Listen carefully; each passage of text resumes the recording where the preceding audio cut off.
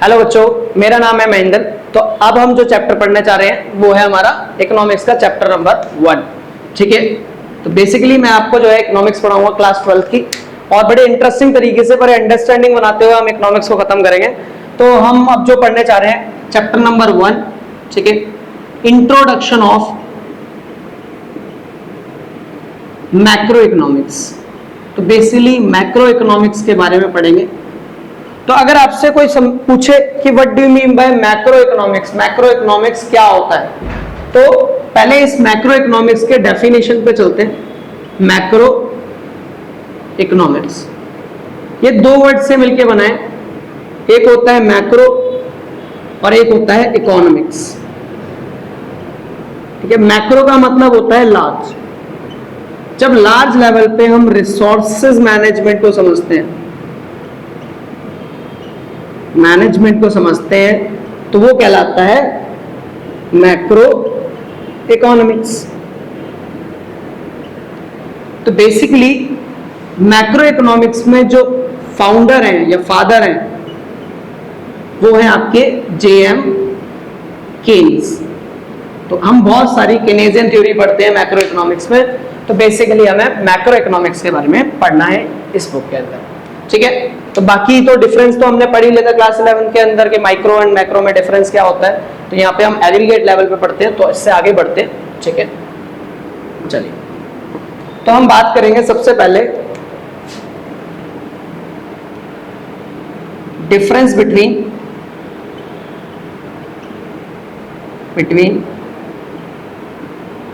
Intermediate goods and final goods.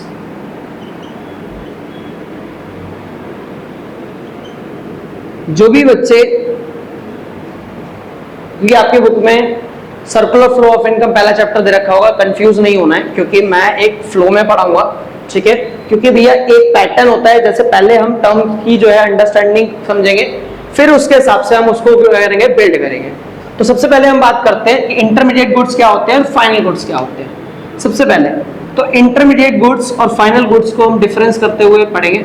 ठीक है, intermediate goods and final goods. एक minute रुकिए, इसमें ना इंक डाल लो थोड़ा सा, वो नहीं क्योंकि और थोड़ा सा चमकना चाहिए, बोर्ड चमकेगा तो तभी तुम्हारा फ्यूचर चमकेगा।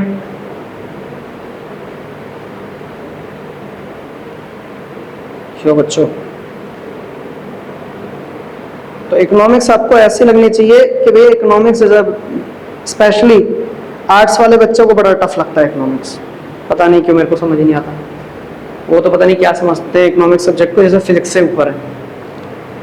तो उन्हीं के लिए बेसिकली मुझे इकोनॉमिक्स और इजी बनानी है।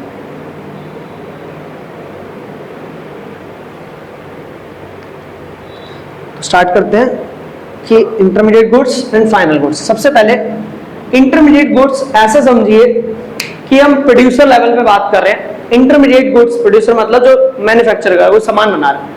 इंटरमीडिएट गुड्स बेसिकली एक ऐसा गुड्स होता है जो as a raw material use होता है। जैसे एग्जांपल लेते हैं, छोटा सा एग्जांपल, आपको क्या बनाना है, लड्डू बनाने हैं। तो लड्डू बनाने के लिए जो भी आप रॉ मटेरियल, कच्चा माल यूज कर रहे हो, वो आपका क्या है, इंटरमीडिएट गुड्स, मतलब एज अ रॉ मटेरियल। और लड्डू जब बन के तैयार हो जाएगा तो वो क्या कहलाएगा, फाइनल गुड्स। तो अगर डेफिनेशन पे जाए,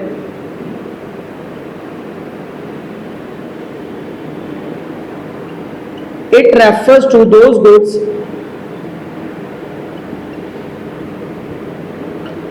which used as a raw material in the production process. ये आपकी की लाइट है। प्रोडक्शन प्रोसेस बिजनेसेस में, मतलब एक बिजनेसमैन के लिए जितने भी रॉ मटेरियल के तरह यूज होने वाली चीजें क्या होती है, उसकी इंटरमीडिएट गुड्स। ठीक है, हिंदी में बोलते हैं इसे आपकी इंटरमीडिएट गुड्स को बोलते हैं हम क्या, आपका फाइनल गुड्स। अभी बताता हूँ। ठीक है, इसके अंदर it refers to those goods which used which are not used as raw material, जो एज अ रॉ मटेरियल नहीं यूज होती हैं वो क्या कहलाते हैं आपके final goods in the production process, in the production process, तो वो क्या कहलाती हैं आपकी फाइनल गुड्स। अब आगे बात करते हैं, आगे बढ़ते हैं भैया, वैल्यू एडिशन। अब भी लड्डू बन के तैयार नहीं हुआ, अभी तो लड्डू बन रहा है, तो लड्डू में भैया किशमिश डाल सकते हो, मेवा डाल सकते हो और उसकी वैल्यू क्या कर सकते हो, बढ़ा सकते हो। मतलब लड्डू का रेट अभी बढ़ाने के चांसेस हैं, लेकिन एक बार जब लड्डू बन के तैयार हो गया तो उसमें क्या डालोगे, उसको तो बन के तैयार हो गया, तो उसकी वैल्यू उसके बाद नहीं बढ़ाई जा सकती। तो भैया इट्स वैल्यू एडिशन, मतलब इसमें कुछ ऐड कर सकते हैं, इज पॉसिबल, इट्स या it value addition is not possible, addition is not possible, इसकी वैल्यू एडिशन पॉसिबल नहीं है और इसकी वैल्यू एडिशन पॉसिबल है। नेक्स्ट रीसोल्ड, भैया इंटरमीडिएट गुड्स को आप क्या कर सकते हो, रीसोल्ड कर सकते हो, मतलब बार बार बेच सकते हो। एक प्रोड्यूसर जो है वो intermediate goods as a raw material को बार बार बेच सकता है, तो और फाइनल गुड्स एक बार जो चीज बन के तैयार होगी वो बार बार नहीं बिक सकती, वो या तो आपके लिए इन्वेस्टमेंट हो जाएगी या उसको कोई खरीद के ले जाएगा, वो बार बार नहीं बिकेगी। मतलब इट कैन नॉट बी या इट कैन बी रीसोल्ड और it cannot be resold because it ready for consumption and investment, क्योंकि ये रेडी है कंजप्शन के लिए और इन्वेस्टमेंट के लिए। आगे बढ़ते हैं, तो इसके बाद हम कर सकते हैं, यहां पे लिख देता हूं, थोड़ा सा मिटा देता हूं उसको, आगे के पॉइंट। नेक्स्ट है आपका production boundary, production boundary. Production boundary का मतलब है कि भैया ये प्रोडक्शन बाउंड्री होता है सामान बन रहा है या नहीं बन रहा है या बन चुका है। मतलब आप इंटरमीडिएट गुड्स, अभी तो रॉ मटेरियल लेके आए हो, अभी तो बना रहे हो, अभी तो चीजें डाल के उसको और बढ़ा रहे हो, तो ये अभी प्रोडक्शन बाउंड्री के अंदर है। It is inside the production boundary, दूसरा है it is outside the, या थोड़ा नीचे लिखते हैं, it is थोड़ा और नीचे, it is outside the production boundary,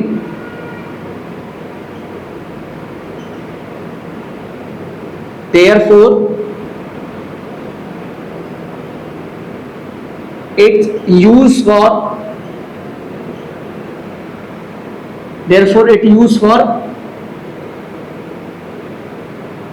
consumption, therefore ऐसे लिखो बस, ठीक है। Next national and domestic income. Next बात करते हैं नेशनल एंड डोमेस्टिक इनकम की।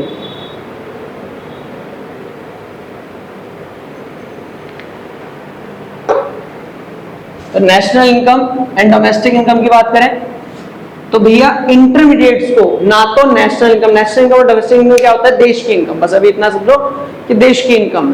तो इंटरमीडिएट गुड्स को नेशनल इनकम और डोमेस्टिक इनकम इंक्लूड नहीं किया जाता है, लेकिन फाइनल गुड्स को किया जाता है।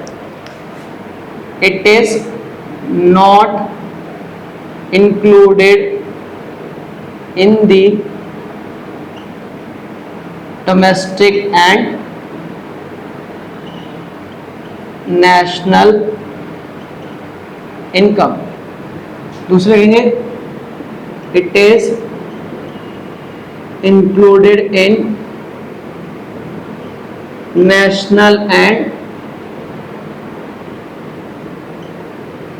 Domestic income. अब बात करते हैं, यहाँ पे एग्जांपल समझते हैं कि भैया इसको क्यों डोमेस्टिक इनकम में इंक्लूड नहीं किया जाता या नेशनल इनकम में इंक्लूड नहीं किया जाता और इसको क्यों किया जाता है, ऐसे समझते हैं। चलो इसको एक एग्जांपल से समझते हैं कि इसको क्यों किया जाता है और इसको क्यों नहीं किया जाता। मान लेते हैं एक फार्मर ने जो है, ये हमारा फार्मर है, ठीक है, और इसने फार्मिंग की और वीट का क्रॉप उगाया, वीट का प्रोडक्शन किया। अब ये क्या करेगा, वीट को रखेगा तो है नहीं। मान लेते हैं इसने 500 रुपए का वीट जो है किसको बेच दिया, मिलर को बेच दिया, मिल वाले को बेच दिया। मिल वाले ने क्या किया, उसको जो है बेकर को बेच दिया, बेकरी वाले को बेच दिया। भैया मिल वाला क्या करेगा, उसको फार्मर ने मिलर को बेचा, मिलर उसको फ्लोर में कन्वर्ट करेगा, भैया फ्लोर में कन्वर्ट करेगा मतलब आटे में कन्वर्ट करेगा और उसे बेकर को बेच देगा, मान लेते हैं 700। बेकर उससे किसको बेच देगा, कंज्यूमर को बेच देगा, कितने का, 1000 रुपए का, ठीक है, क्या बना के, ब्रेड बना के। अगर आपसे कोई पूछे कि देश में कितनी इनकम हुई तो बताइए, भैया फार्मर ने कमाए कितने, 500, मिलर ने कमाए कितने, 700, बेकर ने कमाए कितने, 1000। तो टोटल देश में कितनी इनकम हुई अगर हम मान के चले तो 2200 रुपए की। लेकिन रियलिटी ऐसा नहीं है। अगर आप देखोगे भाई फार्मर ने कोई कॉस्ट तो लगाई नहीं और उसने कितने का बेचा, 500 का, तो 500 की इनकम। वही हम मिलर की बात करें, 700 का बेचा है उसने, लेकिन 500 में खरीदा था ना उसने, तो इसने बस कमाए कितने, अगर हम रियलिटी में देखें तो इसने 500, इसने कितने, 200 और इसने कितने, 300। अगर आप ओवरऑल इनकम देखोगे तो कितना, 1000। और जो कि एट द एंड फाइनल, ये क्या था हमारा फाइनल गुड्स, तो फाइनल गुड्स भी कितने का बना, बिका 1000 रुपए का। क्योंकि भैया जब हम इंटरमीडिएट गुड्स को के हिसाब से नेशनल इनकम निकाल रहे थे तो एक प्रॉब्लम अराइज हो रही थी। इस प्रॉब्लम को बोलते हैं प्रॉब्लम ऑफ डबल काउंटिंग। इस प्रॉब्लम को क्या बोलते हैं हम, इस प्रॉब्लम को बोलते हैं प्रॉब्लम ऑफ डबल काउंटिंग। इससे बचने के लिए हम इसको नेशनल इनकम में काउंट नहीं करते, सीधा फाइनल गुड्स को करते हैं। आया समझ ये टॉपिक। चलो इसको एग्जांपल को एक बार नोट डाउन कर लीजिए, फिर मैं आपको बता देता हूँ इसका। यहां लिख सकते हो, because to avoid problem of double counting, क्योंकि आप प्रॉब्लम ऑफ डबल काउंटिंग को अवॉइड करना चाहते हो। ठीक है, चलिए नेक्स्ट बात करते हैं एग्जाम्पल। जैसे sugar cane, sugar used by sugar mill is known as intermediate. Next, sugar used by household is a final goods. ठीक है, ये बेसिकली नोट डाउन कर लीजिए हमारा डिफरेंस, पहला क्वेश्चन। अब आगे बढ़ते हैं हम अपने नेक्स्ट क्वेश्चन की तरफ। ये इसी को आगे करें। अगर आपने देखा हो, हमने ये लिखा है कि भैया फाइनल गुड्स वो होते हैं जो एज अ कंजप्शन और इन्वेस्टमेंट की तरह यूज होते हैं। तो इसकी एक और लिख सकते हैं कॉस्ट। तो cost incurred on intermediate goods known as intermediate cost. यहां पे cost incurred on final goods known as final cost. मतलब भैया इन गुड्स पे किया गया खर्चा इंटरमीडिएट गुड्स कहलाता है, और इन गुड्स पे किया गया खर्चा फाइनल गुड्स कहलाता है। ठीक है, तो नोट डाउन करिए।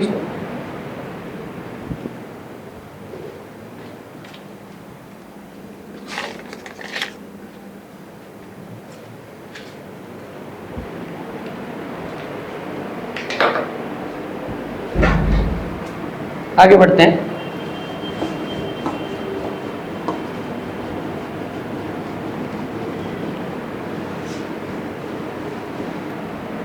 अब बात करते हैं हम अपने किसके, फाइनल गुड्स। अच्छा, एक क्वेश्चन और जो आपके एग्जाम में 3 नंबर का क्वेश्चन आता है, जो कि आपको आना चाहिए। ऑल इंटरमीडिएट, अच्छा मध्यवर्ती वस्तु को बोलते हैं sir, intermediate goods are final goods. एक क्वेश्चन आपसे ये पूछा जाता है, all intermediate goods are final goods. मैं एक क्वेश्चन और आपसे पूछता हूं, question number 2, all intermediate goods can be final goods. इसका आंसर दीजिए आप लोग। ठीक है,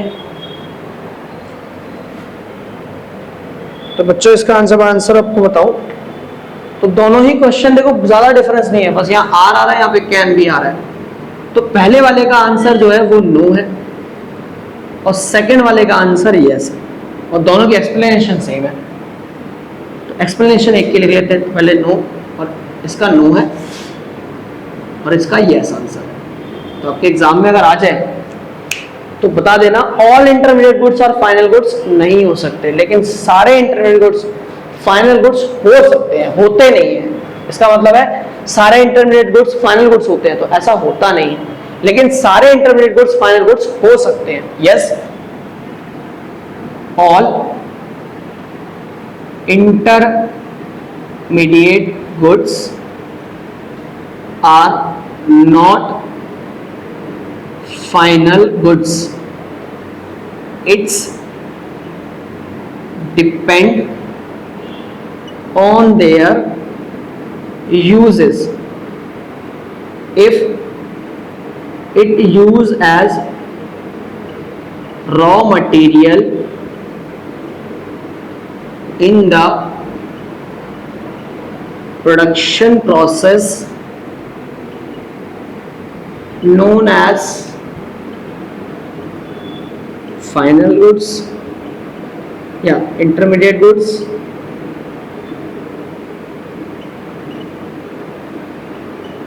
क्या कहलाते हैं भैया? भैया वो गुड्स जो as a raw material use होते हैं बिजनेस में, वो इंटरमीडिएट गुड्स कहलाते हैं। इफ